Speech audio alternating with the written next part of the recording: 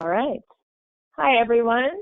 This is the fifth part of the Keeping Your Business Together in a Crisis series. The topic is commercial lease tactics and negotiation strategies. We are very fortunate to have Mark Casey from Tenant Wisdom presenting today. This was a topic that was requested by many people and will be shared statewide. So we're very excited to provide this information to you.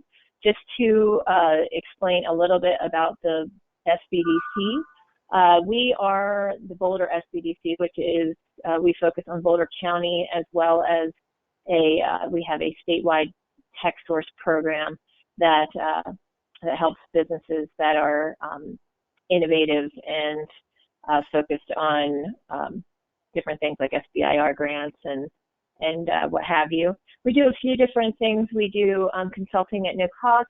We, especially now, have ramped up our team to make sure that we can help as many businesses as possible during this crisis. These consultants are all subject matter experts in their field and are all certified and provide confidential consulting. We also do workshops. Right now, we're not charging for the month of April. A lot of what we're producing are webinars like this. Again, trying to be as relevant and timely as possible to give you the information you need to, to survive today and in the future with your business. And then we do connections to resources. We work with several different people in the community, federal, state, and local to help your businesses grow. And we are part of the SBDC network. There are 15 SBDCs in the state of Colorado, and all of them are able to help you. So if you're dialing in from Durango, as an example, we have excellent resources down there as well. So we're all working as a team to produce webinars and live stream events and things to help you with the information that you need.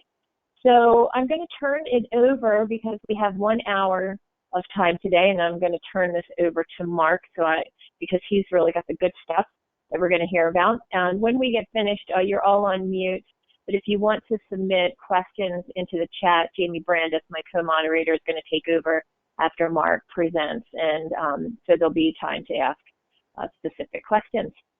So Mark, I'll turn it over to you. Thank you, Susie, and good morning, everyone. It's very good to be here this morning, and I do wish it were under different circumstances, but this is what we have to deal with now. And so I think it's good that we're getting together and talking about tactics and strategies with respect to commercial leasing these days.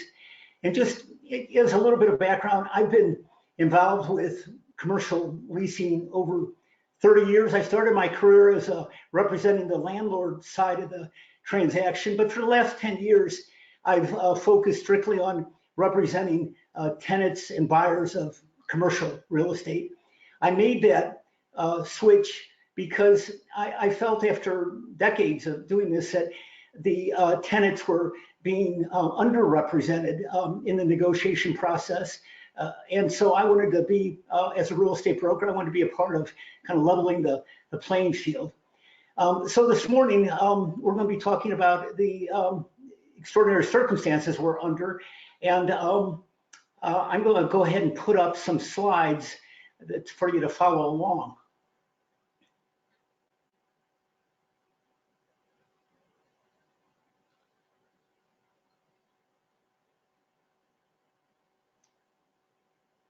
Okay, how's that, Jamie?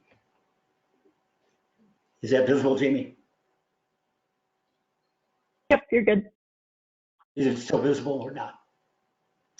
Yep, you're good. Okay, great. So the topic, again, is strategies and tactics for dealing with your commercial real estate situation. And I'll first of all say that, everyone's situation is unique. So you have to take everything I say with a grain of salt, because I'm going to be, talking in terms of generalities. But I'd like to just start with a disclaimer that this is in no way intended to be legal advice, and commercial leases are highly legalistic agreements. So before you make any changes or decisions that affect your lease agreement from a legal standpoint, you will want to get good legal advice on that. Also, just in terms of looking at the environment we're in, to bring a little perspective to this, you know, in the 30 years I've been involved, I've gone through, you know, the S&L crisis, the, you know, .com blow up, and the number of typical recessions, the Great Recession. But I've never seen in my life anything quite like this. And so it got me to thinking a little bit. You know, I remember Mark Twain saying, you know, history doesn't repeat, but it does rhyme. And so I gave a little bit of thought to, you know, where have we been through other events like this? And, you know, if I look back over my ancestors, and my parents went through the Great Depression, my great-grandparents went through the Spanish flu, my great-great-grandparents were alive during the Civil War. So it does seem like these events, these big cyclic events, do seem to occur on somewhat of a repeatable basis every 80 to 90 years. And we're certainly in the midst of a big one right now. If there is a glimmer, not just a glimmer, but if there is something really positive about this, it's that after these big events, the ones that I mentioned, there have all been periods of recovery where things were actually better afterward. But in the short term, they were quite difficult for many people. And so the focus now, I think for most commercial tenants, needs to be on, you know, how do we get through this current situation that we're in. So while there are a number of programs out there that the SBDC has had webinars on, including relief under the CARES Act and the nonprofit like the Kiva group, I'm going to be talking more about private help, specifically, you know, coming from negotiated with your landlord. And so, you know, one of the, I'm hoping that some of the listeners perhaps have already gotten some help from their landlord. I've seen it everywhere from landlords saying they're not prepared to help, all the way to the most generous relief I've seen was from a landlord here on the Front Range who proactively, you know, went to their tenants and said, we're going to waive your or abate your base rent, not the operating expenses, but the base rent for 3 months, and tack those 3 months on the end of the lease. So you'll still be paying those additional 3 months, but it'll be at the end of the lease. And I didn't see any tenants who didn't accept that deal, because I think it's a good, generous one. The other, and in this case, the landlord proactively offered that to their tenants. But if that's not being offered, that can be something to begin a conversation with your landlord.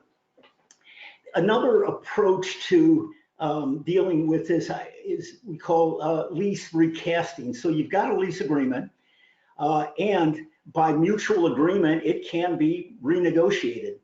And so you might say, well, why would the landlord want to do that? Well, the landlord has an interest in having viable tenants as well. So particularly if you're toward the end of your lease agreement, let's say you've got a year or two left on the lease, and you're thinking would like to renew that lease, there's an opportunity to recast that or restructure that so that you come up with maybe some rental abatement or a lower blended rate and extend the lease out. You win as a tenant by getting some rent relief now. The landlord wins by getting a renewed and extended lease agreement. So that's a second approach. A third approach is that most of us know about. It's subleasing, assignment, and co-tenancy. Subleasing typically being where you're still primarily on the lease and collecting the rent very often and then paying the landlord the rent you owe. The assignment would be the situation where the lease actually, by agreement with the landlord, gets assigned to the landlord and you step out of it. If you're able to do that very often, that's one of the cleanest ways to wrap things up. The third approach is co-tenancy, where you actually bring in, let's say it's office space and you've got some workstations that are available. You bring people in to occupy that. Again, it works for some companies and not for others, but it's almost like creating your own co-working situation. And again, you need to look at your lease agreement and see if there that in any way, if there are restrictions to that. And there are ways that you can, get the word out for that type of arrangement. Certainly Craigslist is one way that you can advertise. Another way, there's a company called Liquid Space, which specializes in helping landlords and sub-landlords, like tenants in the building, find, co-tenant opportunities. The fifth one, or the fourth one listed there, is where you actually, maybe you've gotten to the point where for whatever reason, given the maturity of your business or the severity of the situation, it doesn't make sense to continue on in the current lease. And so looking at a buyout, where you actually negotiate a buyout of your current lease with the landlord and wrap things up. Again, you want to have that carefully reviewed and worked out with the assistance of your real estate attorney. The other one in purchases, purchases can take a couple of forms there. One is that you sell your business to someone else and they take over the lease that way. Or if you're in the position, there are landlords and there'll be purchase opportunities of space that we haven't seen for many years. So there may be opportunities for you actually to purchase the space that you're in. It all depends on the particular situation, and if you're in a single tenant building, it's going to be easier than if it's a multi-tenant building. Mark, it looks like your slides aren't advancing. Okay. Okay. Yeah. Has this one advanced yet right now? No, we're still on the first one. Okay. Let's see here. All right. I'm going to go, let's try. There we go. They're moving now. Okay, great.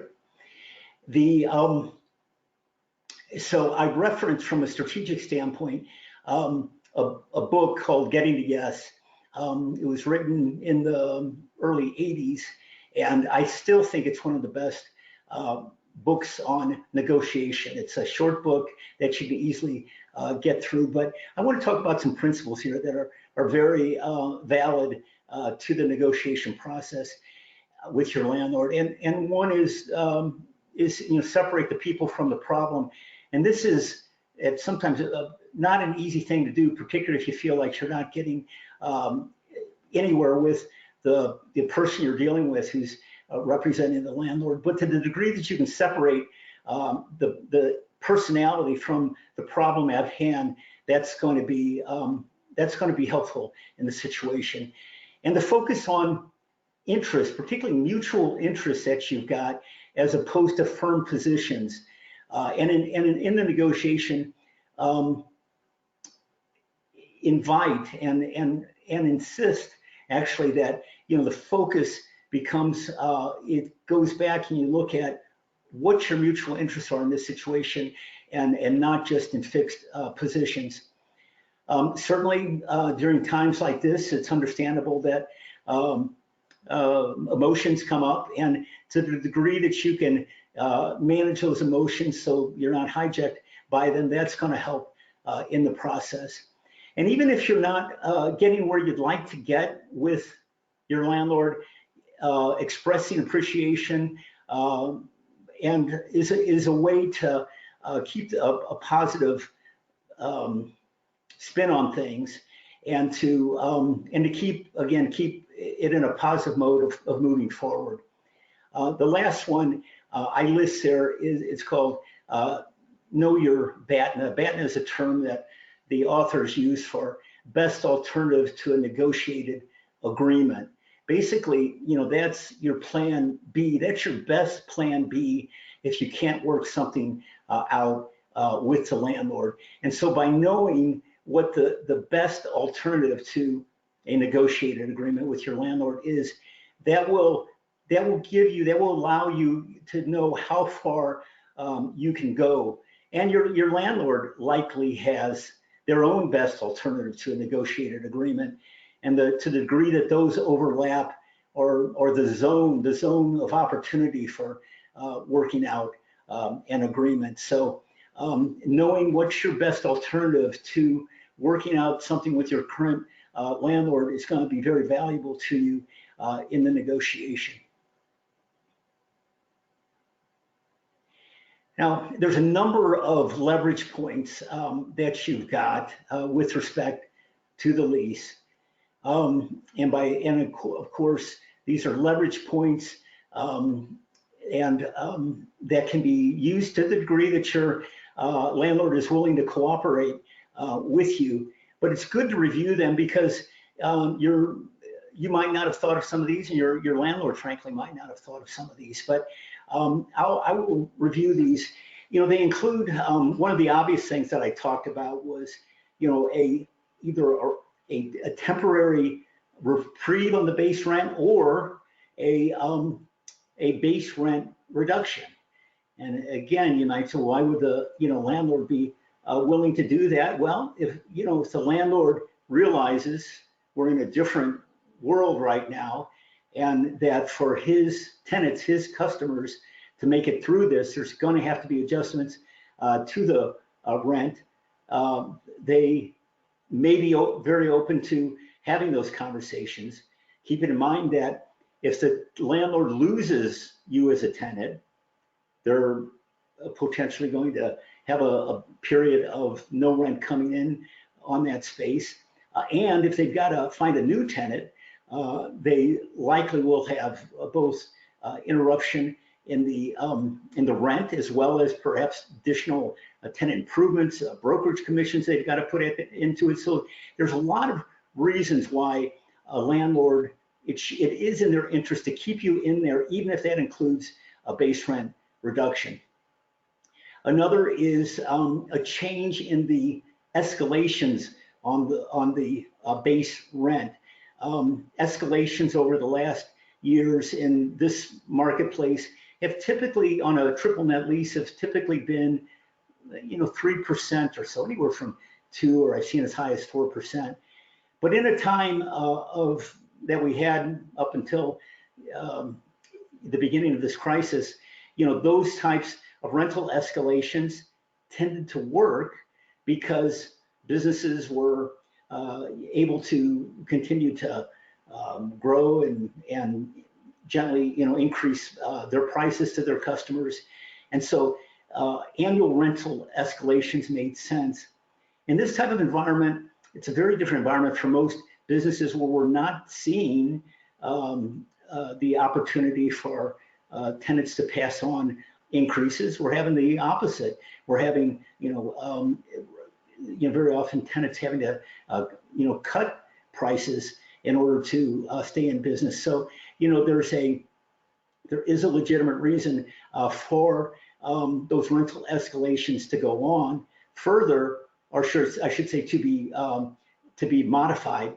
And the other thing going on, that this is a time, while again a lot of landlords are feeling pain, one of the areas where they are getting relief very often is that interest rates, mortgage rates, are low and have gone lower here recently, and some of their lenders are offering breaks to them in terms of reducing their interest payments so that they can pass that on to their tenants.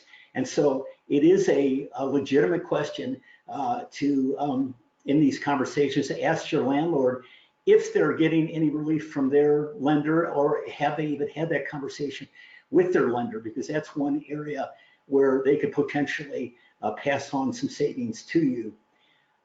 The other area is relief on the triple net expenses. You know, we've seen a lot of big, particularly in Boulder County, some very big increases in those triple net expenses over the last few years, driven primarily by increases in taxes. And so this is a time when landlords should be going back and appealing their tax assessments and see if they can get those assessments down, and that in turn, you know, those savings should be passed on to you. But even if the landlord isn't, it may be a year or so before they would get any relief on those. It's not too early to have those conversations to see if the landlord can give some break on those operating expenses under these circumstances. The other item to be talking about is term adjustments, either longer or shorter. If you know, the circumstances have changed to the degree that you know, your ability to fulfill a multi-tenant lease have been significantly impaired, you know, one conversation to have is to see if that term can be shortened. The other adjustment, though, that particularly if it's coupled with a rent reduction, would be an extension of the term with a reduction of the current rental obligation. Again, it can only be done under mutual agreement, but these are conversations worth having. The other, if you're in space where multi-tenant building in particular, where you could give some space back to the landlord and they could potentially put that on the market, or if they've got another tenant who could take that over, having, you know, conversations about reduction of your square footage is an appropriate thing to talk about. The next one I've got listed there is use of security deposit for the rent. This is a technique am seeing used now, where landlords and tenants are talking, okay, we've got that security deposit sitting there for, you know, to secure the rent. And this is, you know, a time that we would, as tenants, would like to have that security deposit used for the rent without there being a penalty against that, and without it having to be rebuilt or replaced later. Again, it's just one item. The money is there. It's not new money that the tenant or the landlord has to come up with. So that is one way very often to at least free up a month of rent. Then we talked a little bit about you know, subleasing, co-tenancy for the space, in conversations to have you know, both with your landlord as well as with partners and customers and suppliers who might you know, have need for the space that you no longer have need for. And then, you know, early termination, and very often you know, landlords are going to be hesitant to do that, but sometimes that's an early termination, even with some sort of additional compensation buyout to the landlord, is going to be far better for both parties than getting into a default situation.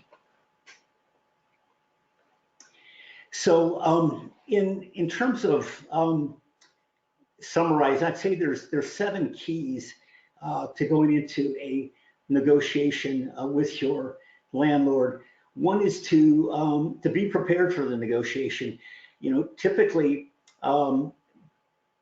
tenants, and for that matter, landlords and brokers, after a lease is negotiated, usually they're put away and people don't look at them again unless there is a significant problem like there is now. So you will want to, you know, pull out that lease and look it over carefully. You want to, and if you have questions about that, make sure you're getting legal advice on that. But there are provisions that might be of help. One that comes up is the force majeure type of clause. But in my experience in commercial leases, that has been used more for the on the landlord's benefit to claim a delay for construction or a lease commencement that they can't deliver on, rather than on rent relief from the tenant. But it's worth taking a look at that clause and getting that looked at by your attorney. And if there is, if you want to look at what the situation is, what are the events of default, you want to look at what the sublease requirements are. Very typically, they will say you cannot sublease without the landlord's approval. And though I have found that unless the tenant who you are proposing to bring in there in some ways is not compatible with the building or not financially viable, most landlords are working with tenants on subleasing in terms of getting your space subleased. Unless it's a strong or stronger tenant than you're bringing, than you have right now, than you're providing, they will be hesitant to let you off the hook in terms of being responsible for that subtenant to continue to fulfill their obligations. So just be aware of that. You want to also be aware of what kind of personal guarantees might be part of the lease that you have as well. Now, you do want to certainly look at the life cycle costs of the lease. So while many tenants are looking for rent relief now, if it comes at the cost of much higher rents, an obligation down the road, you've got to take a good look at that and look at what are the life cycle costs of anything that you're renegotiating. And you want to use options to your benefit. So if you are going into a lease renegotiation, this would be a time, let's say you're doing some sort of a recasting or an extension of the lease. You also want to build in there the most attractive options, renewal options beyond that that you can build into that. So look at your options. If it is particularly if it's a single tenant building that you're in, this would be a good time to build in there, if you can't get a purchase option, to at least get a right of first refusal or right of first offer on a purchase should the landlord decide to sell the building. So at least you have a shot at that before it would get sold out from under you. If at all possible, you want to work with the decision maker for the landlord. Particularly larger landlords, tend to use brokers and agents and property managers for their negotiations, and you may have to, deal through them. But the more that you can, if you can get the decision maker involved in those conversations, that's going to be the best, because that decision maker knows how far they can go, more so than his agents or brokers or property managers. Also, you want to, if you are, tendering offers, you should have a clear, disclosure that, if there's letters of intent going back and forth, or emails going back and forth, just to clarify that this is for, the basis of negotiation, and that, there's no agreement till a separate lease amendment or lease agreement is signed by both parties. And be sure to know who's representing whom. Generally, if you are dealing with the landlord, a landlord's broker or their property manager, they are likely an agent of the landlord. They might be in a transaction brokerage relationship, which is more of a facilitator. But you want to get clarity on who the fiduciary responsibility is to the person you're talking with, you're negotiating with. And then we do want to look beyond this current crisis. Like, of course, we've got to get through this crisis, but we need to keep an eye that there will be a day when this is behind us. I'm very confident of that. And after all of these big crises that I talked about at the beginning of the talk, there were better times ahead. So we want to keep an eye on that, and but we've also got to be very attentive, to particularly managing cash flow right now, because unless you can manage the cash flow through this situation, it's going to be difficult to still be in the game after things get better. So I think in summary, what I'd like to, a couple points here, is that these are the very trying circumstances that we're under. I believe that most landlords recognize that it's in their benefit to figure out a way to keep their tenants in place.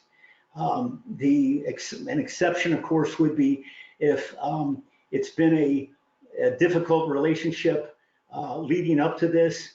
A landlord might want to use this as an opportunity to get a new tenant in there. But if you've been paying your rent, you've had a good working relationship, this is a time to ask for help, because you've been you're a customer of the landlord, and it's in their interest as well as yours to see us all get through this time.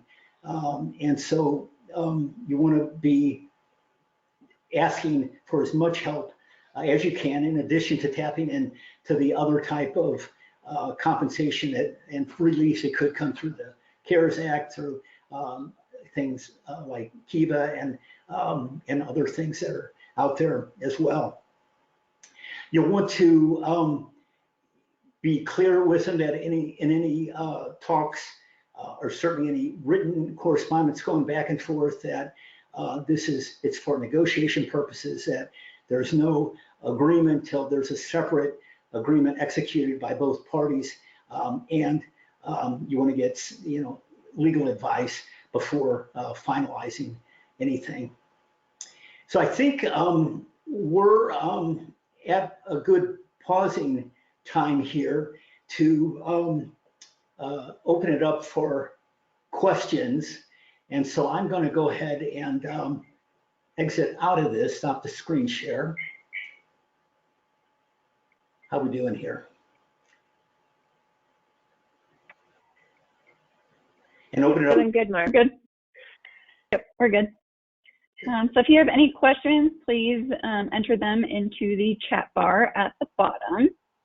We do have a couple that have come in. So one is about negotiating with municipalities. So if you're, if you have a lease with a city, does that look different from how any of these other negotiations would go? Wow, okay. Let me see if I understand the question. So it sounds like that question, is that coming from a tenant where the municipality is a landlord? Do I have that correct? Yes. Okay. So I could see, yes. So, there are municipalities, and, my expertise is on commercial leasing, not residential. So I'm going to keep it to the commercial. But there are there are situations in which municipalities, very often they are tenants, but sometimes they are landlords having space to offer, particularly if it's been, some kind of a project that they've been involved with the financing of. But I would say that most of what we're talking about does apply here, with the exception they might have, more leeway than a private landlord in that situation. So I would again, open up the conversation to and to talk about, what kind of relief, may be available coming from the municipality. There are also, we've got both in Boulder and Longmont, private economic development groups, which are worth reaching out to as well, because very often they have, pretty close relationships with the municipalities and might be able to help in that conversation. Great.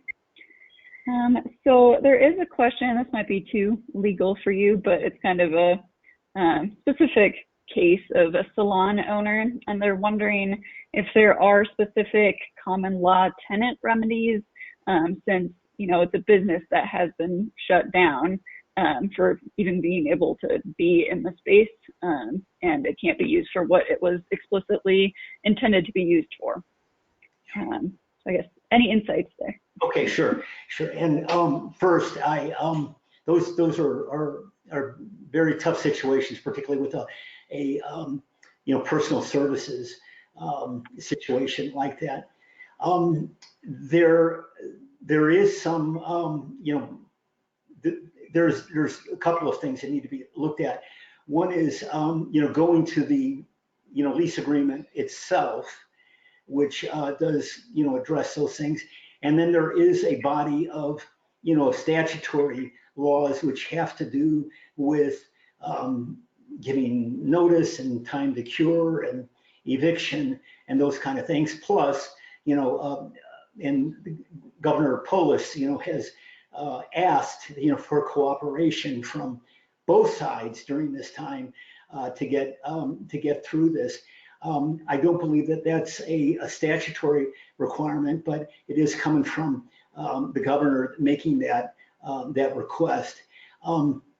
So I think that in order to get a real clear read on that, I do think you're going to need to get some legal advice from a real estate attorney if your landlord is unwilling to cooperate with you on this.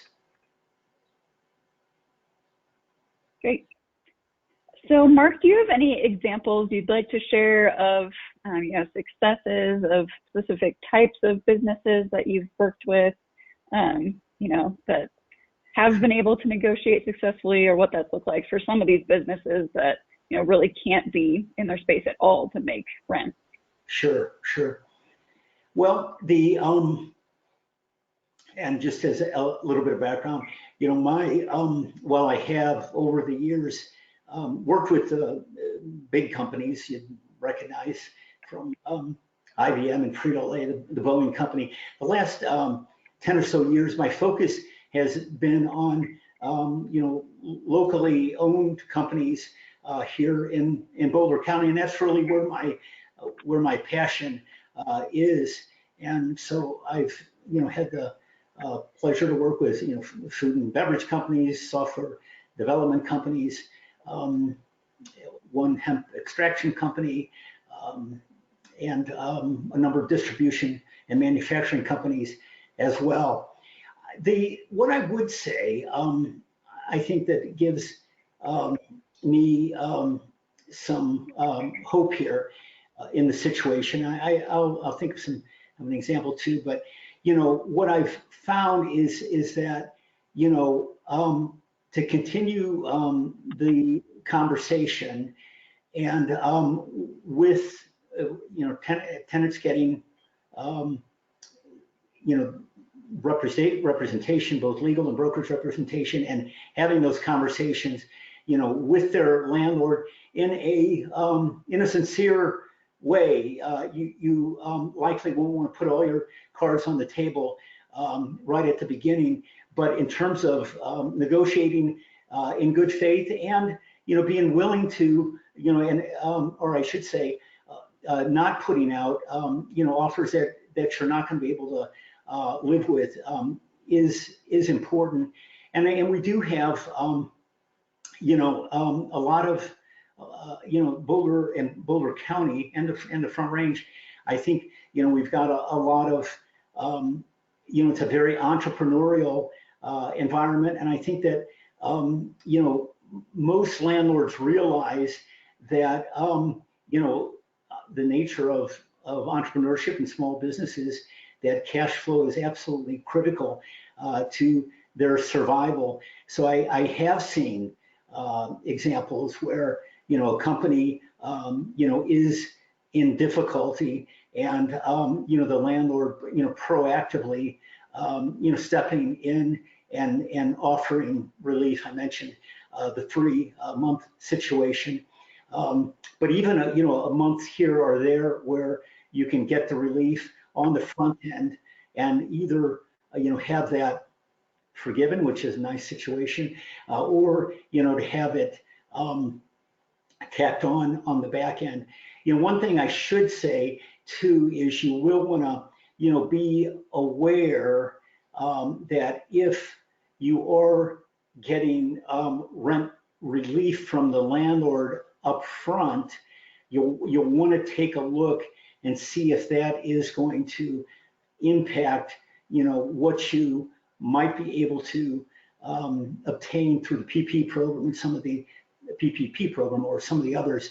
So just be aware of that. But I would say this is a time that you want to take advantage of getting relief from wherever it's available.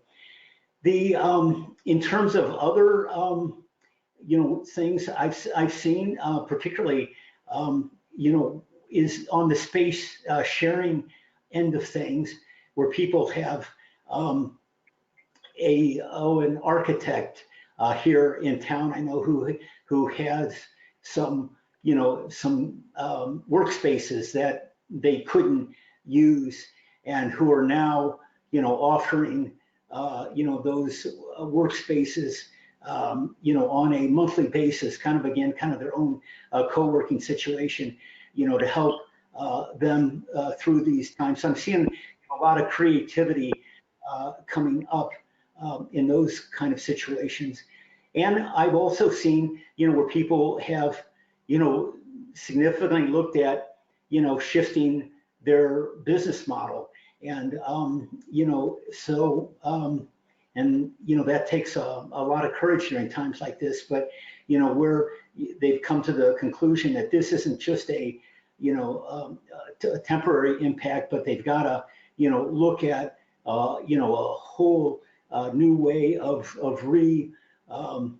recreating their business and themselves as entrepreneurs. So I think that's one of the areas where, Colorado in particular, because, we are as entrepreneurial, as a community, that, we have companies who are looking at ways to, recreate themselves and move on beyond these times.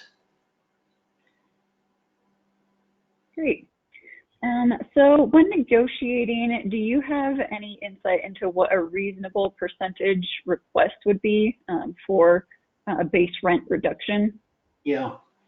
Well, the greatest, I've seen is, the 3 months of base rental abatement. And so, well, I'd be open to, I'd love to hear about even bigger ones, and I have seen, back in earlier markets where we had, a glut of office space in particular, seeing, even 6 months of rental relief in the negotiation of a new lease was not uncommon. So, I think, asking, for some, abatement on the front end and then maybe stepping it up over the next several months is a place to begin the negotiations. But so much is going to depend upon, the landlord's situation, your situation, and the nature of your business. There are some businesses that, have are impacted, far more than others. And so I think you have to take a realistic view at, what it's going to take for you as a tenant to get through this, and to put some conservatism in that, and to be willing to sit down and have those kind of conversations, with the landlord, and see if you can, get, again, some strong relief right on the front end, and then maybe stepping it back up to where you were over the next few months. So that's where I would be looking at it. But and the other part, though, of course, that you want to be looking at, I'm expecting that there's going to be a lot of sublease space coming to the market. So being able to, be knowledgeable, about what else is out there, so you have a benchmark in terms of what you're asking for. That, okay, that's what the situation was when we negotiated the lease, but it's a different situation now.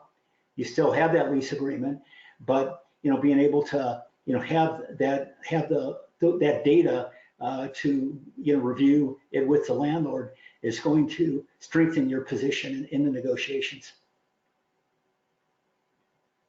Okay, that's really helpful. Kind of goes into another question we had, which was, does it help in the negotiation to be able to show the landlord a financial plan to demonstrate your business viability and your plan for moving forward from this? I would say absolutely, and that's where if you don't have that expertise yourself, I would look at the different sources for getting some help, either from your CPA or bookkeeper, or other advisors who can help you put together that plan. And that's certainly how a bank looks at it. If you're doing a workout with a bank, typically what they want to look at is that if they're making a concession and giving something up, that there's going to be it's going to be a worthwhile over the long haul. Because why do it?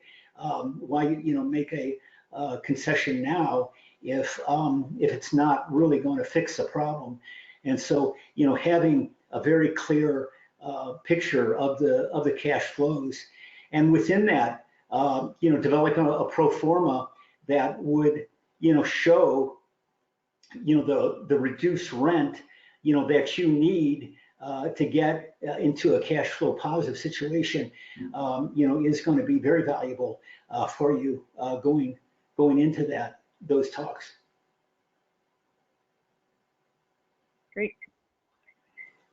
So then another question is, if we didn't talk to the landlord before and we're not able to make the April payment, is it still possible to negotiate? Absolutely. So,